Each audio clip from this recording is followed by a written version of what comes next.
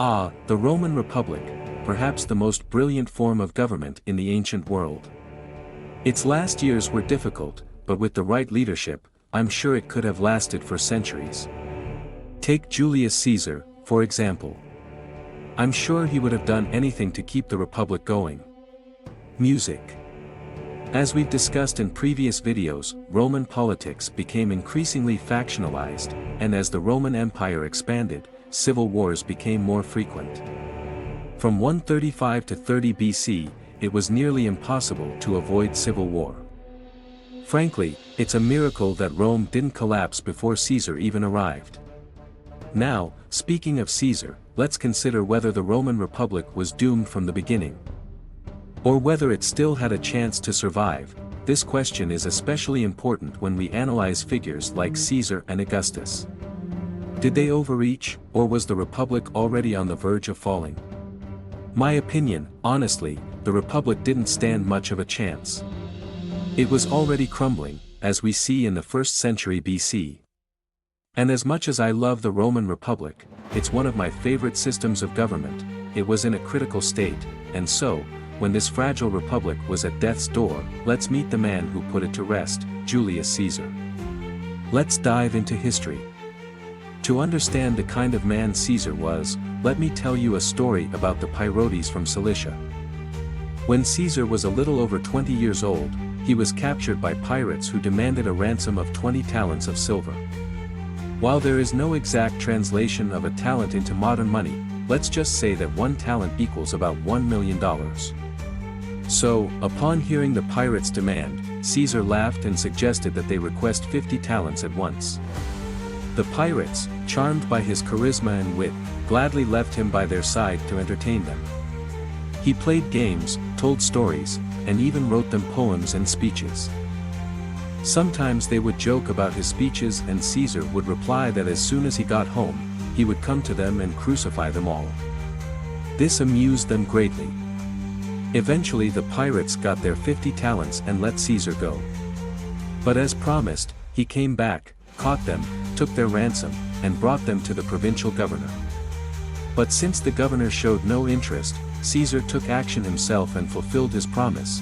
He crucified them all. Moral of the story: Caesar was obsessed with his reputation, incredibly charismatic and fearless when it came to taking matters into his own hands. Now let's talk about his family background. Caesar came from a noble family whose lineage goes back to the hero Aeneas and his mother Venus. However, he felt he needed to prove his worth since his father never became consul.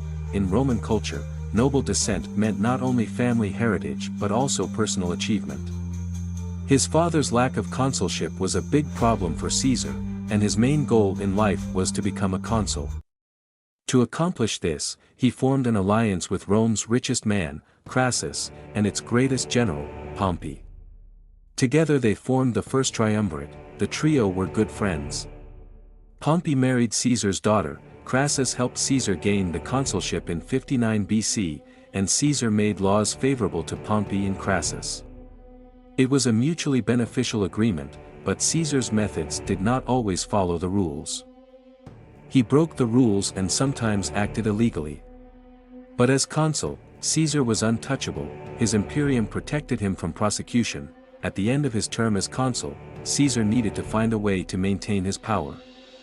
He was given the post of governor in Gaul with command of several legions, which provided him with military support and protected his position until his next term, when he could run for consul again. But some senators, fearful of his growing influence, tried to limit his power. However, Pompey and Crassus, who remained influential, supported Caesar's ambitions, and he was able to retain command in Gaul. Caesar spent the next 10 years on military campaigns through Gaul, during which time he earned a reputation through his extensive commentaries on the campaigns. These writings not only justified his actions, but also increased his popularity in Rome.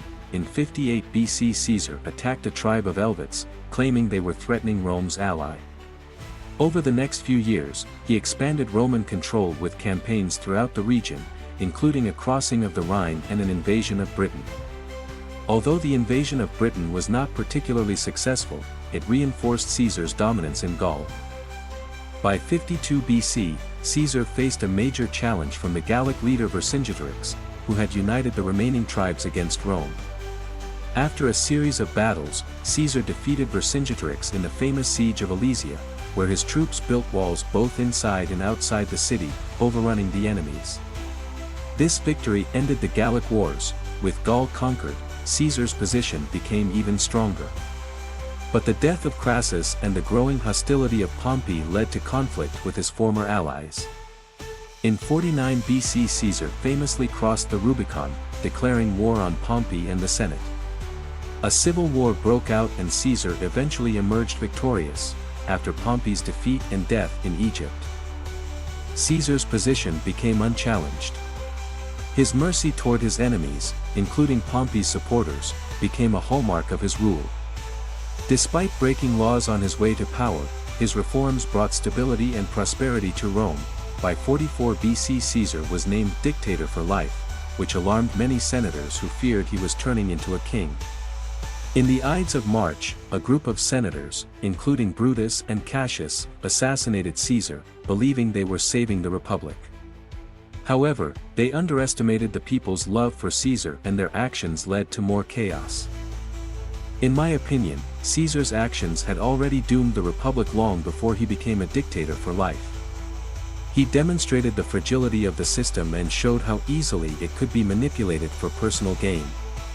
By the time he became dictator, the republic had already been destroyed. The transition from republic to monarchy was inevitable. Although Caesar's rise to power was accompanied by illegal actions, his reign brought stability and reform. His legacy remains controversial, but it is clear that he played a key role in shaping Rome's future.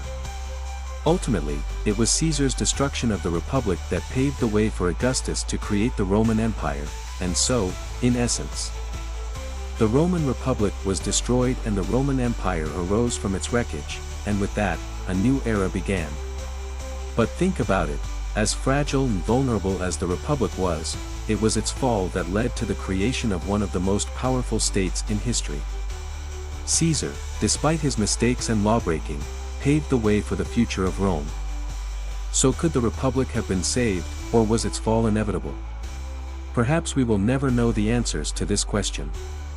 But one thing is certain, the history of Rome, full of ambition, struggle and upheaval, remains not only an important lesson for us, but also an endless source of inspiration.